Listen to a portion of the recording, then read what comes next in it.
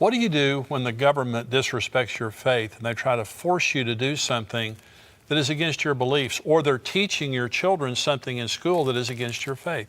What do you do? 3,000 healthcare workers in America right now are suing the Biden administration for trying to force them to perform sex change surgeries. This is very important. I'm talking about this today on a segment called God versus Government. I'm also interviewing author Mark Hitchcock on his book, ISIS, Iran, Israel, in the End of Days. We're talking about what's happening in the Middle East, also what's happening with Russia, and I'm answering your questions. I'm Jimmy Evans. Welcome to the Tipping Point Show.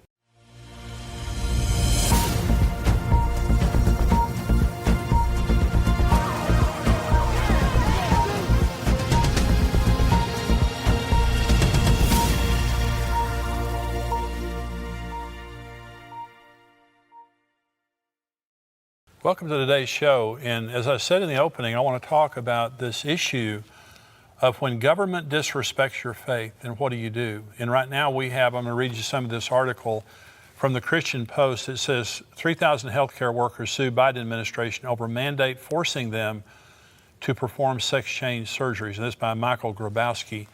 Let me read you just a little bit about this. This says, two associations representing 3,000 medical professionals and an individual doctor based in Tennessee have filed a lawsuit against the Biden administration's transgender mandate, arguing that it violates federal conscience protection laws.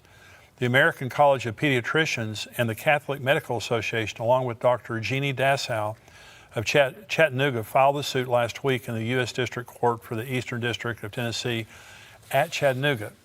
At issue in the court's case is the HHS's current interpretation of Section 1557 of the Affordable Care Act, which bars sex discrimination to include requiring doctors to perform elective gender transition procedures, including cosmetic surgeries such as double mastectomies, philosophies, and orchiotomies, which is testicle removal.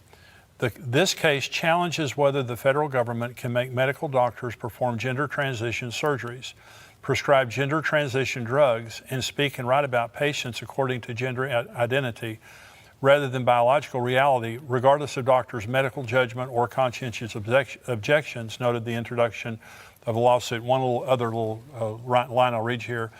Our clients are rightfully objecting on medical, ethical, religious, and conscientious grounds to this unlawful government mandate to provide gender transition procedures.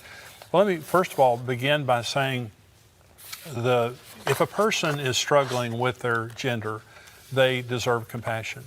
I don't want anything that I say in this segment to be interpreted as hate or coming down on people who are struggling with their sexuality, because a lot of people are today, and we have an environment now that is literally fostering confusion. Let me give you an example of this, because I'm going to read you an excerpt from an article in just a minute where in Scotland they're allowing 4-year-olds to transition without their parents' knowledge. And so when you begin to introduce the concept to a child that they may be a different sex than what they are biologically, the parents are there to guide children, not to confuse them. And they need answers from parents, not questions. And so some parents are saying, well, I'm raising my child gender neutral and I'm going to let them decide. A 4-year-old that can't decide whether to have a puppy is supposed to decide whether they're a male or a female, and if they have surgery, it cannot be reversed. So let me go to these doctors for just a minute. 3,000 healthcare workers are suing the Biden administration. Many more healthcare workers are involved in this. These are just the ones involved in the lawsuit. And they're saying you cannot force us to perform these elective surgeries. Now, let me say, when you perform these sexual transition surgeries, no sex has been transitioned. When you do the cosmetic surgery, it is 100% cosmetic. When you take a man and you do all the testicle removal and the breast implants, when you do everything you've done, all the hormone treatments, he's still a man. It's simply cosmetic. He looks like a woman now, but he's still a man. You do the same thing to a woman, she's still a woman. You haven't changed anyone's sex. It is all pretense. It's all cosmetic. So, and it cannot be reversed. And this is the important point here. It's one thing to put makeup on or dress up like the opposite sex, because you can take that makeup off and you can change clothes.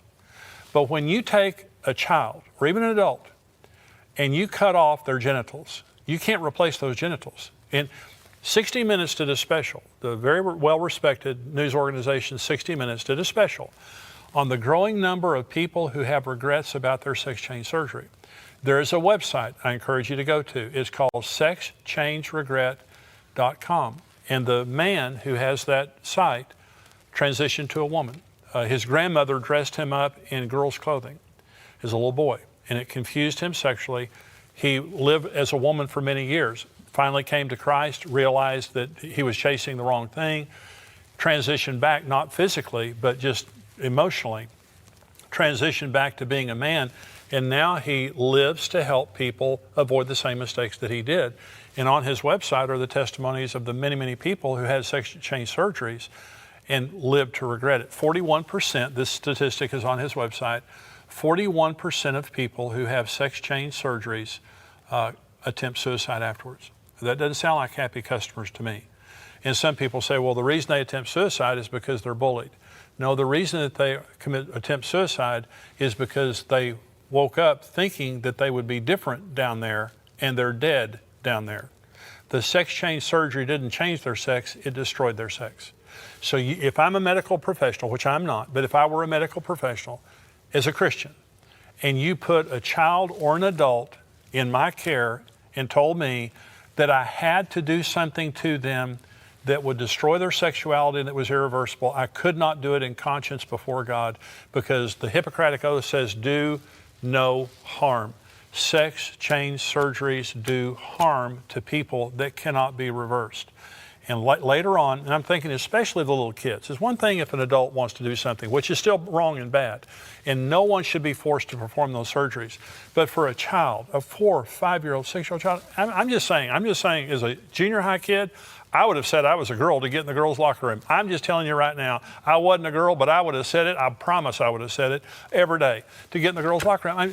All this stuff is so open to interpretation, is so open to abuse. And so this is something that has to be stopped. And now the government is saying you must do something against your conscience. Okay, you don't do it. I'm just saying you just don't do it. And I applaud all the people standing up over this. I pray the Supreme Court, because it'll go to the Supreme Court, I pray that they will stand up for this, for our religious freedoms and the freedom of speech and all the freedoms that are involved in this. But this has never been done before in the United States of America. Now, Obama tried it with abortion, but President Trump repealed the mandate he tried to get doctors to perform abortions. President Trump repealed it, but now Biden's after it again. And so this is a big thing in the news. This is another article. Critics say Illinois' new sex ed guidelines promote abortion and sexualized students. This is from the Christian Post. Ryan Foley. Conservatives are criticizing the new sex education curriculum approved by Illinois Governor J.B. Pritzker, alleging that it will expose children to sexually charged content with an ideological agenda.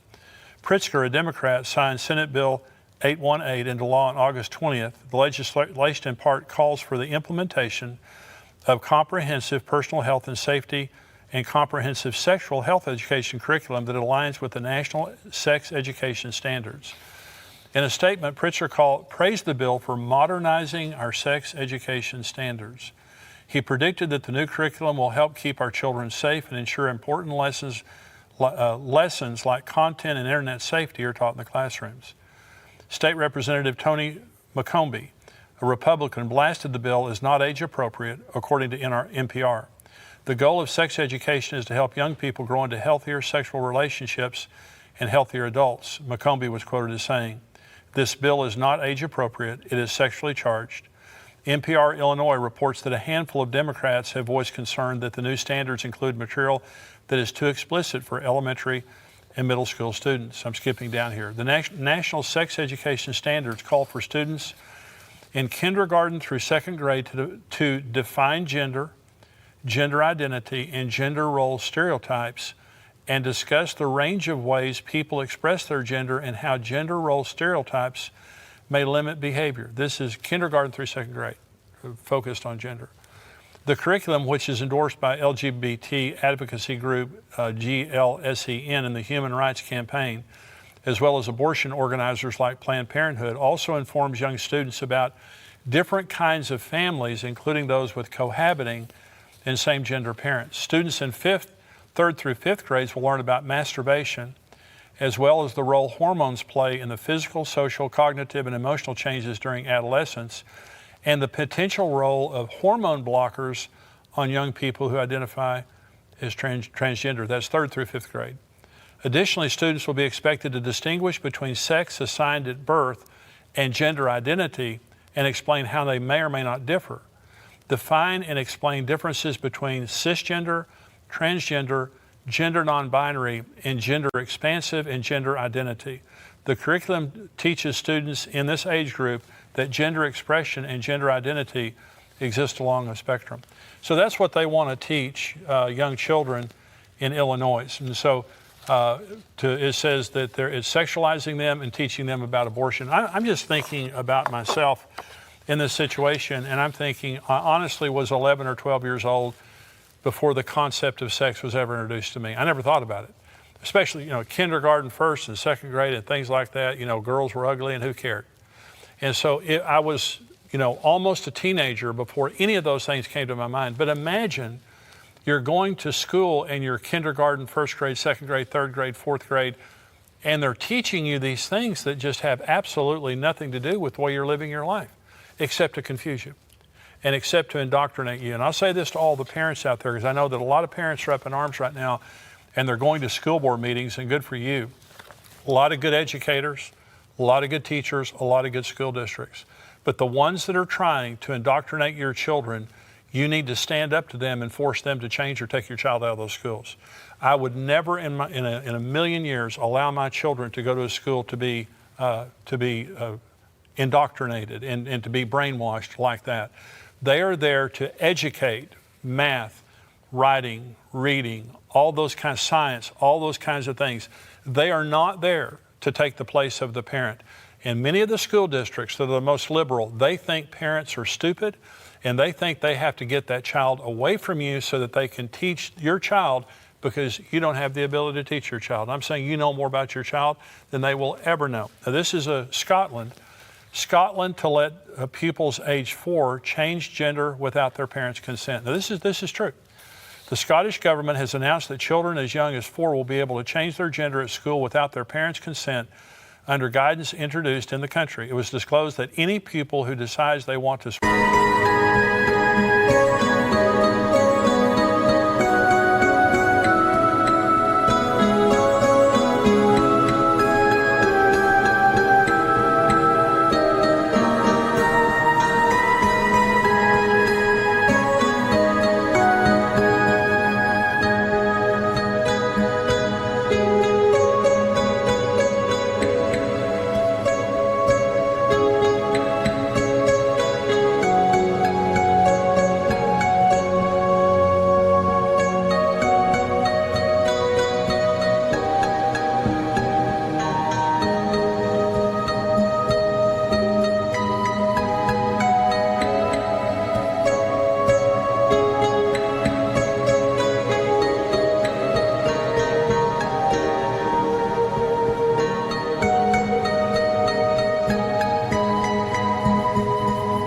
switch gender must be supported and listened to in school following the Scottish government's advice.